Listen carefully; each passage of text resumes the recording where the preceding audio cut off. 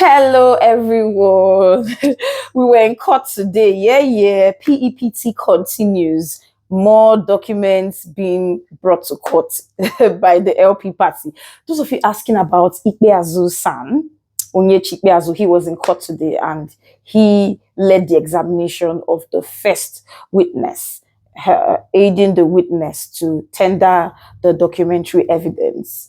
It was a subpoenaed witness, a professor of law, Professor Eric. We also had a second witness for the LP party, Mr. Lumi of Arise TV. But there's something I want you to watch. When uploads were not done, you even said there was no hacking of your server and all that.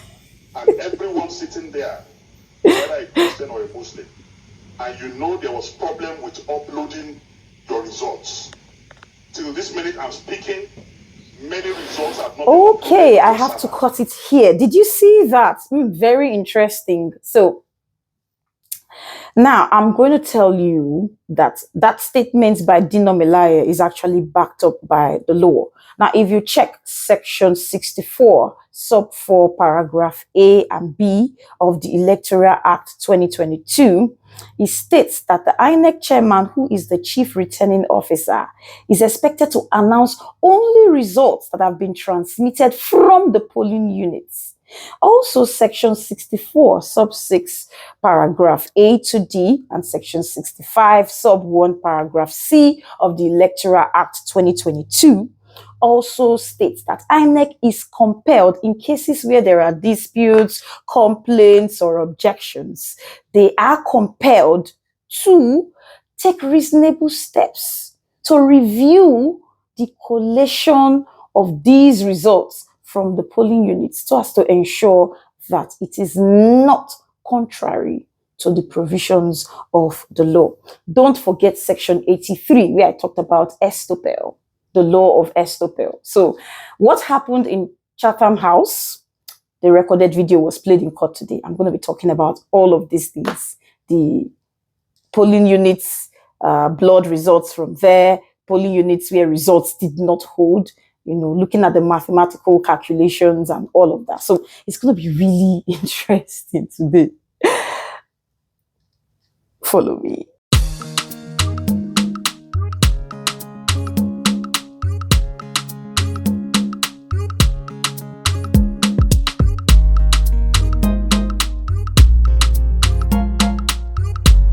Welcome back to my channel, my people. Welcome back. So today was quite eventful. We had the Labour Party. Like I said, all of you looking for Onyechi Ikpeazu, he is back. But first of all, let me welcome you. If you're just joining me for the first time, I say welcome to you. Welcome. I salute you. If you've been here before, I say welcome again. I love you and I salute you too. So now back to the issue on ground. It is still obey and the law. I'm the one breaking it down for you. I did a lot of citing of some legal authorities earlier on, some statutory provisions of the law. Now I want to explain. But first of all, what happened in court? Like I said, Onyechi Ikpeazu san, the one who led the first witness, aiding in the tendering of his documentary evidence, which was admitted in court, a professor of law, Professor Eric, from a university in Anambra State. He came in to tender. He was a subpoenaed witness. And I wonder, I know a lot of persons are like, but this person, it would be easy now, Anambra. But there are two things. There are conditions in which you can actually bring in a subpoenaed witness and it would make sense. Now, one of these conditions are that, okay, maybe, instead of it to go through the ordinary routes, there are conditions which the court would accept. One is, it's not within reasonable time for you to reach out to that particular witness to say, okay, come to court. As you can see, if you notice, they had some sort of objections like, from the respondents. They were like, we don't know about this person, we're just being served. And they said it was because the documents came late. That's why. If not, would have made you, to be in the know of everything. But we need to put this witness through to the court, And so, like I said, that's one of the reasons. And then the second reason is that if you don't have authority over that person, Labour Party has no authority. If that person is expected to teach, or if that person is expected to give an inaugural lecture, you can't just pick up that person and say, come to court. The only way you can drag that person from Anambra State to Abuja is through a subpoena. So that was why they went through the subpoena approach. So this person will not deny it. I'm sure he's a very sound professor of mathematics. Okay, so he came to court to depose to the statement he made, and it was admitted in evidence. He gave also some appendices to help the court better appreciate his ideologies, and it was discovered that over 18,088 polling units, they did not vote there. And if you do the mathematics, if we have like 550 persons or approximately 600, because in some states they had to merge some polling units together because the numbers were not up to the requisite number. So if you do that merging together and you times it by 18,088, you'll be getting to up to over 11 million plus. So if 11 million people did not vote, then how concrete is this election? How well will you say that you actually arrived at a conclusion, with regards to the results? We've been having a lot of expert evidence being given in court, because I will tell you for a fact that the Professor Eric, the professor of mathematics, is an expert expert witness, who has come to give his evidence in court today. So, but the respondent had said, we don't have enough time. This was just served on us a few minutes ago, so we will not be able to ask any reasonable questions for cross-examination. So they said they cannot go ahead. I think there was equally another issue of a correction that was made. It was just a slight correction. I say he has to go to swear an oath again at the registry, which will take 48 hours. And you know that this matter is time barred. We have a time frame for this matter to finish. But our very own Ikpe Azusan, with his wisdom, was able to convince the court that it's just a small mistake which can be corrected here, and then his witness statement of oath could be admitted in court as evidence. So, but for the cross-examination, the court had said, okay, no problem, we would have him come in again tomorrow for proper cross-examination by the respondents, so that they can enable them time to prepare questions for cross-examination.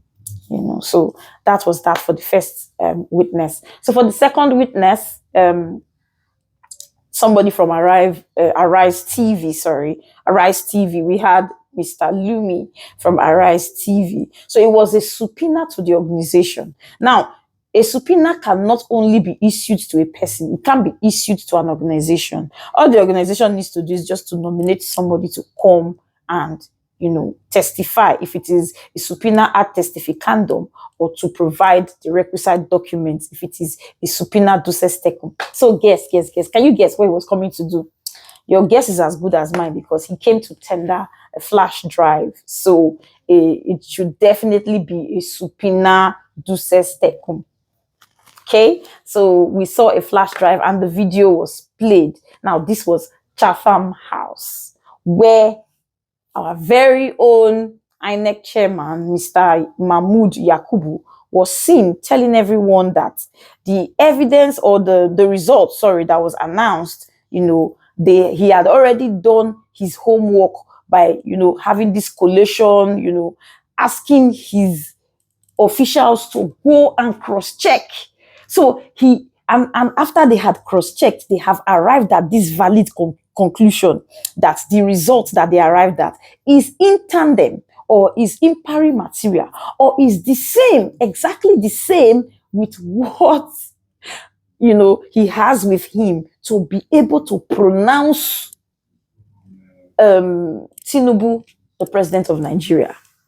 And if you notice, there's a warning in the sections I had quoted earlier. I'm not going to repeat myself on that so that I don't waste your time. But section 64 and section 65, all of the provisions there have warned INEC to ensure. So now my question is, with some blood documents or blood results, with over 18,000 plus polling units not available or cancelled, prevented from voting, and with some discrepancies and manipulations here and there, can we say for a fact that the result that was announced by INEC is actually in tandem with the provisions of Section 64 and 65 of the Electoral Act. And then don't forget Section 83. I talked about estoppel before. You cannot now say one thing and then wake up and begin to say another. Do you understand? You cannot. So that's why they have been sending him subpoena, inviting him to come to court, to come and testify. You announced the result 4 a.m. So what is wrong with coming, to court around 9 to come and tell the court confidently? This is something that you told Nigerians very early in the morning. You could not wait. You were so excited to share the good news that we finally have a president. So why not come and repeat yourself? And they said there is one more video, but because of time, they couldn't play that video. So tomorrow, we are still going to be having a popcorn series in court because, the courtroom is about to be lit. We want to watch film in Justice Ugo's voice. It's just really funny. So this is what has happened in court today. So I don't know how, because sometimes I'm just thinking, how are they going to prove this case? Because these documents are screaming res ipsa loquitur. It's screaming, it's shouting that the facts speak for itself. So which document did you use? And if you notice, they've been objecting here and there, objecting. The only thing they did not object to was the national document or the national certificate, which announced, or the national results, which announced Tinubu the president of Nigeria. You told them in Chatham House that you had put through all of the requisite things in place in 125 constituencies, the requisite polling units, everything is set. And if the link is there on YouTube. I'll drop the link. If you go to the description, you will see the link there. You can listen for yourself and hear what he said. To think that, a lot of people think Nigerians were stupid or maybe we don't have sense. I don't really know, but guys, what do you think? Because as I dare code, they catch me. I'm like, people just lie. Is it that we think? And again, why is he flouting the order of the court? They've invited you to come and testify. You should be bold enough to, to repeat what you said earlier. He won. After all, maybe they said, go to court. We are in court. Come and testify and substantiate your claims or substantiate what you had said earlier. Because you were very eager on the 1st of March around 4 a.m. to announce this man winner. Why are you not eager to announce the result? I don't understand. Have you finally gone, or have you suddenly gone dumb? Guys. Wow, out you seriously. But God is the greatest. Don't forget to follow me on all of my social media handles. And yeah, you will never regret it. Have a lovely evening. Bye.